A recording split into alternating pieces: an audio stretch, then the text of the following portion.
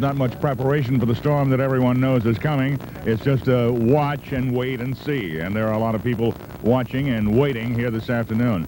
And the pier, of course, is going to be the target of the next high tide and, of course, the storm that we know is coming. We can see the sky is darkening overhead. There's a high tide tonight at 9:49, another at 9 tomorrow morning. And what happens will depend a lot on how that storm coincides with the high tide. And as we mentioned, there are a lot of people here tonight just watching and waiting to see what will happen. But there were a lot more people here this morning at high tide. It was almost like a death watch. Hundreds of people gathered at water's edge to see if the surging surf would further ravage the heavily damaged Santa Monica Pier. This is the way the end of the pier used to look. There was a two-story harbor master's office and several small businesses along the end of the pier and a very popular fishing spot that jutted out beyond the building.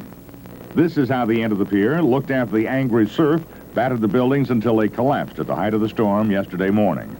The buildings are gone, the fishing platform is gone, just a gaping tear at the end of the pier, which now seems to hang by a thread.